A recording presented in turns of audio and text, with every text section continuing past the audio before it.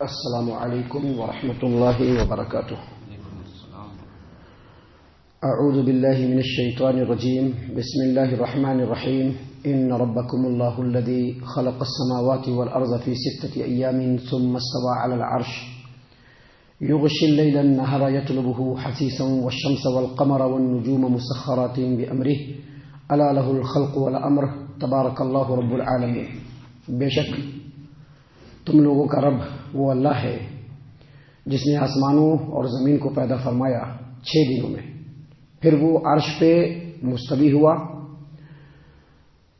رات سے دن کو اس طرح سے ڈھانپا کہ رات دن کے پیچھے دوڑی چلی آتی ہے, اور اس نے سورج, چاند, ستارے بنائے اس انداز میں کہ وہ سب کے سب اللہ کے حکم کے پابند کر دیے گئے ہیں. الا لہ الخلق والامر, آگاہ ہو جاؤ, سمجھ جاؤ کہ تخلیق بھی اسی کی ہے, پیدا کرنا بھی اسی کا ہے, اور حکم بھی اسی کا ہے. تبارک اللہ رب العالمین, اور بابرکت ہے وہ اللہ جو عالمین کا پالنے والا ہے.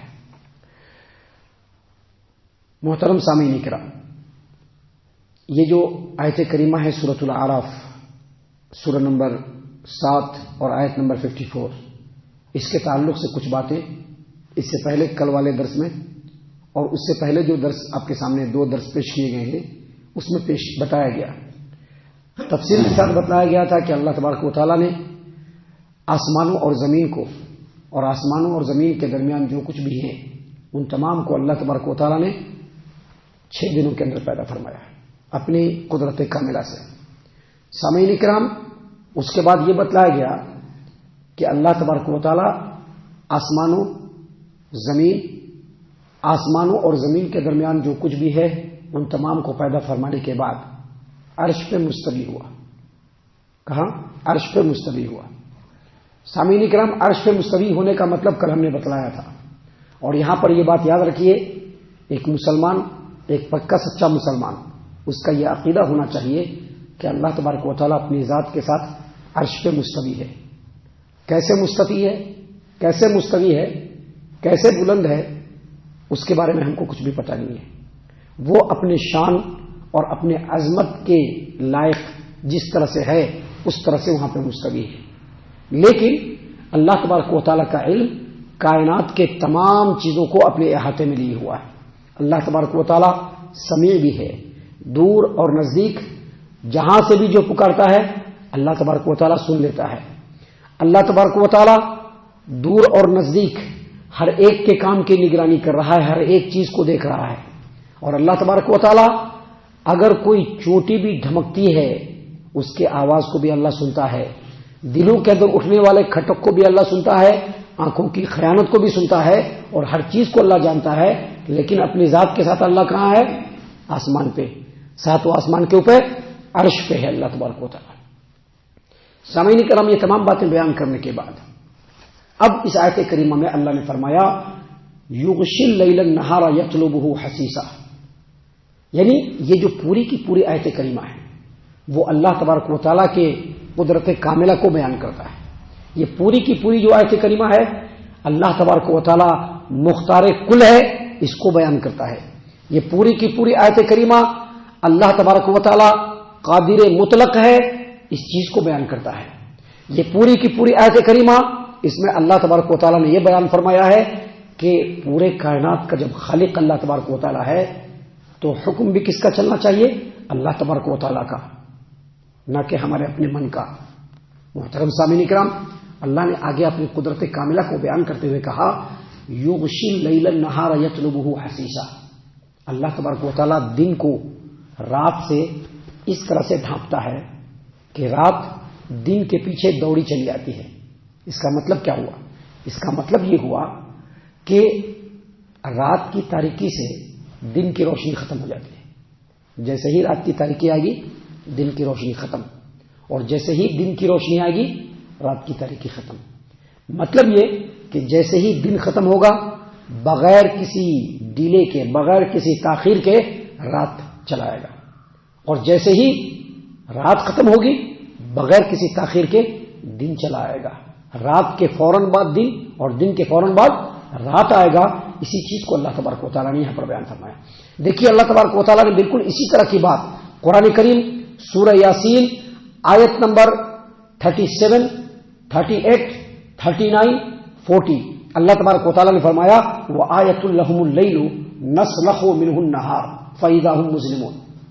لوگوں کے لیے جو اللہ تبارک و تعالیٰ کے قدرت کی کاریگری کی جو نشانیاں ہیں، ان نشانیوں میں سے لوگوں کے لیے ایک نشانی یہ بھی ہے کہ اللہ نے فرمایا نسلخ منہ النہار. اللہ تبارک و تعالیٰ دن سے رات کو کھینچ لیتا ہے. یعنی رات رہتی ہے لیکن جب دن آتا ہے تو رات کو کھینچ لیتا ہے. اللہ جب دن آتا ہے تو رات کو اللہ کھینچ لیتا ہے، اور جیسے ہی اللہ رات کو کھینچتا ہے تو کیا ہوتا ہے فَإِذَا هُمْ مُظْلِمُونَ. پوری دنیا میں تاریکی چل رہی ہے. دن رہتا ہے اس میں جیسے ہی اللہ رات کو کھینچتا ہے ہر چیز ڈھک جاتا ہے اور پوری کی پوری کائنات تمام کے تمام لوگ کیا ہوتے ہیں تاریکی کے اندر چلے آتے ہیں. آگے اللہ تبارک و تعالیٰ نے فرمایا وَالشَّمْسُ تَجْرِي لِمُسْتَقَرٍّ لَهَا. اللہ تبارک و تعالیٰ نے سورج کے لیے بھی ایک رستہ بنا دیا ہے. ایک رستہ ابھی دیکھتے ہیں جو پلین وغیرہ جو لوگ اڑاتے ہیں ویسے ہی نہیں اڑاتے، اس کا بھی ایک کمپلیٹ علم ہے، اس کا وہ علم سیکھا جاتا ہے. ایک جو ہے رستہ ہوتا ہے، اسی رستے پہ اس کو چلنا ہے. اگر ادھر ادھر ہوگا پلین تو کرش کر جائے گا. اس کو موڑنا ہے تو کتنی ڈگری سے موڑنا ہے، یہ بھی وہ رستے پہ بنا ہوتا ہے. یہ سب چیزیں لوگوں نے اللہ تبارک و تعالیٰ کے کائنات کے اندر جو سورج چاند ستارے اپنے اپنے مستقر پہ چل رہے ہیں اس سے سکھایا لوگوں نے باریکی سے غور کر کے. تو سامعین کرام اللہ تبارک و تعالیٰ نے سورج کے لیے ایک رستہ مقرر کر دیا ہے، ایک مستقر ہے اس کے لیے. اسی مستقر پہ وہ چلتا رہے گا، اس سے ادھر ادھر نہیں ہوگا. اللہ کے حکم کا پابند ہے. اللہ نے فرمایا ذالک تقدیر العزیز العلیم. یہ غالب اور جاننے والے اللہ تبارک و تعالیٰ کی طرف سے اندازہ مقرر کیا ہوا ہے.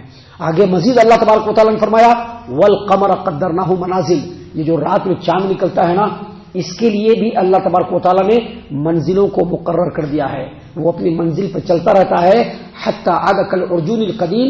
یہاں تک کہ چاند جب نکلتا ہے تو کیا ہوتا ہے بالکل باریک، دھیرے دھیرے بالکل موٹا ہو جاتا ہے. پورا کمپلیٹ 14 کا چاند ہوتا ہے، پھر کٹنا شروع ہوتا ہے اور دھیرے دھیرے کیا ہوتا ہے بالکل پرانی جو پیڑ کی جو ڈھالی ہوتی ہے ایک دم پرانی پتلی، بالکل ویسی ڈھالی کی طرح سے ہو جاتا ہے. آگے مزید اللہ تبارک و تعالیٰ نے فرمایا للشمس ينبغي لها ان تدرك القمر.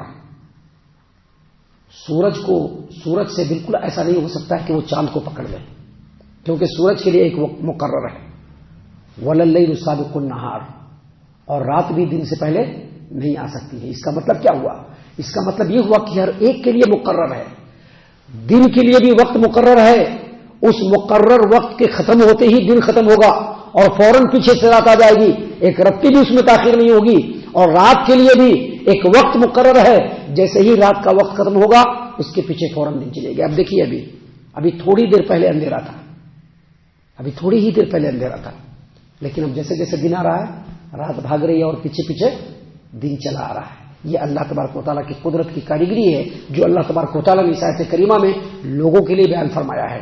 اللہ تبارک و تعالیٰ نے اس کے بعد فرمایا کہ والشمس والقمر والنجوم مسخرات بامرہ. یہ جو سورج ہے، چاند ہے، ستارے ہیں، یہ تمام کی تمام چیزیں، ان تمام کی تمام چیزوں کو اللہ تبارک و تعالیٰ کی طرف سے اس انداز میں پیدا کیا گیا ہے کہ سب کے سب اللہ کے حکم کے پابند ہیں.